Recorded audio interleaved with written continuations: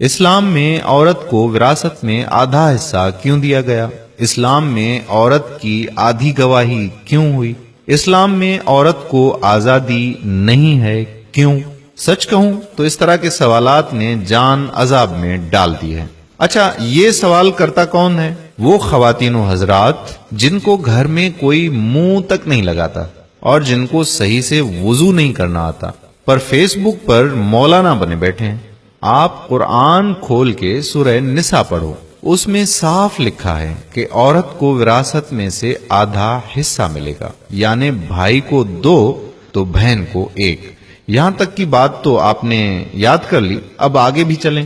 سورہ نساء میں ہی لکھا ہے کہ بیوی کا بھی میاں کی جائیداد میں حق ہے، یعنی ایک عورت اگر باپ سے لے رہی ہے تو میاں سے بھی تو لیتی ہے نا؟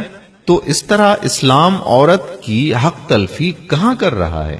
اب مسئلہ یہ ہے کہ لڑکی شادی کر کے سسرال آئی تو باپ نے تو آدھا دے دیا، پر جب شوہر کی حصہ دینے کی باری آئی تو وہ نہیں دیتا۔ کیوں جی؟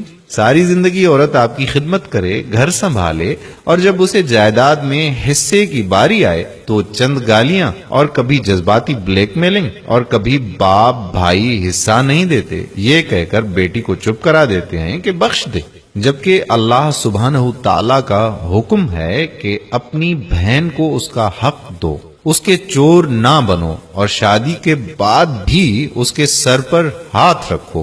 ٹھیک ہے، عورت کی مرضی ہے کہ وہ اپنا حق لے یا نہ لے یا اس کو بخش دے، اس کی مرضی ہے، پر اسلام نے حق دیا ہے۔ اب ان سب باتوں میں اسلام کو کیوں لایا جاتا ہے کہ عورت کو اسلام وراثت میں آدھا حصہ دیتا ہے؟ ہمت کرو اور بیوی کو اس کا حق دے دو۔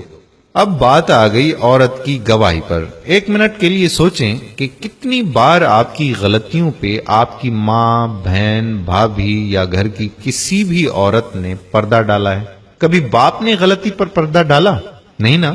والد ایسے ہی ہیں جو آپ کی بھلائی کے لیے آپ کی غلطی کو نظر انداز نہیں کرتے، جبکہ ایک عورت ممتا، ترس، رحم اور خدا خوفی کو سامنے رکھتے ہوئے بڑی سے بڑی غلطی کو نظر انداز کر دیتی ہے۔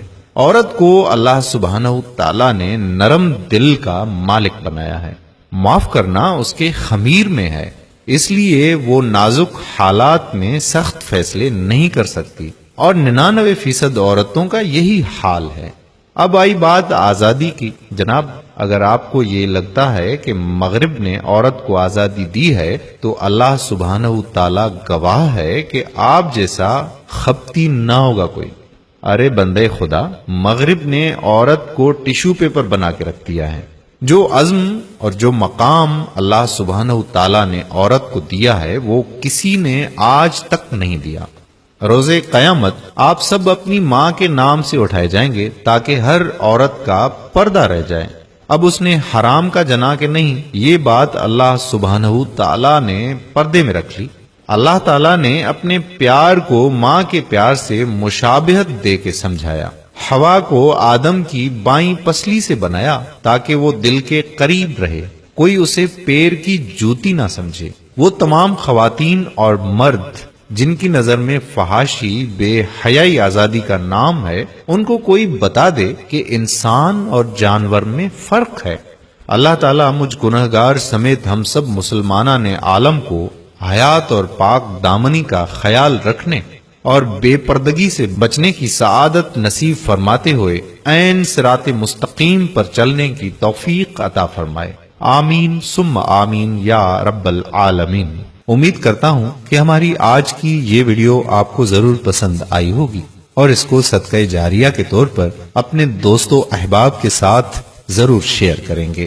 اگر آپ نے ابھی تک ہمارا پیج پیارا اسلام لائک نہیں کیا تو ابھی سے لائک کر کے فالو کر دیجئے، اور ساتھ ساتھ ہمارے یوٹیوب چینل پیارا اسلام کو بھی سبسکرائب کر دیجئے تاکہ ہم ایسی مزید معلوماتی اور دلچسپ ویڈیوز آپ تک پہنچاتے رہیں۔ جزاک اللہ خیرہ۔ السلام علیکم ورحمۃ اللہ وبرکاتہ۔